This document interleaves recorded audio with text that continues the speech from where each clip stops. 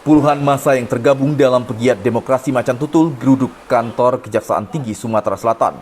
Mereka menuntut pihak kejaksaan untuk memastikan kembali lahan yang digunakan untuk pembangunan rumah sakit oleh Kops Adiaksa telah selesai kepengurusannya dan mempertanyakan dugaan intimidasi dan kriminalisasi yang dilakukan oleh oknum Kejati Sumsel atas salah satu warga yang mengklaim lahan tersebut miliknya.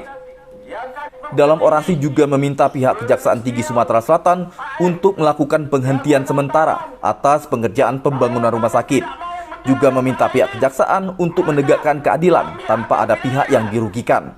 Serta mengusut kasus dugaan intimidasi oleh oknum Kejaksaan Tinggi Sumatera Selatan serta memeriksa pihak BPKAD Sumatera Selatan yang diduga menjadi dalang rekayasa persil tanah di Jakabaring, Palembang. Aksi unjuk rasa ini pun disambut oleh pihak Kejaksaan Tinggi Sumatera Selatan.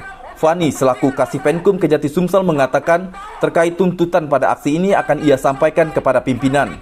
Dan jika pihak keluarga pemilik lahan tidak puas atas hasil putusan, silakan melanjutkan ke jalur hukum yang diatur oleh perundang-undangan yang berlaku.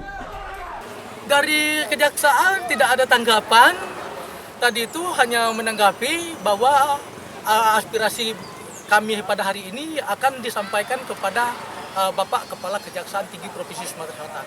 Dan tadi ada masukan juga, silakan gugat ke pengadilan. Itu tentu kami akan gugat secara perdata maupun pidana dan bahkan akan mengadukan melaporkan perbuatan ini, oknum-oknum ini ke Komisi Kejaksaan Republik Indonesia dan bahkan akan ke Kejagung juga untuk melaporkan dugaan oknum yang diduga telah menciderai integritas Kejaksaan Provinsi Sumatera Selatan dan diduga melanggar kode etik. Kita tadi sudah menerima ya terkait untasin tadi, nanti kita akan sampaikan juga kepada pimpinan. Jika untuk keluarga almarhum yang disebutkan tadi, almarhum Suroyo kalau nggak salah ya, tidak puas terkait hal tersebut, terkait pembangunan rumah sakit Adiaksa ini, yang ada jalur hukum yang ada yang diatur oleh peraturan perundang-undangan yang berlaku seperti itu. Ya. Usai suarakan aksi di kantor Kejaksaan Tinggi Sumatera Selatan, massa pun beralih ke lokasi lahan yang diduga masih bermasalah, serta memasang kayu pembatas agar pekerjaan pembangunan rumah sakit Adiaksa dihentikan sementara. Dari Palembang, Sumatera Selatan, Erwin Setiawan, iNews melaporkan.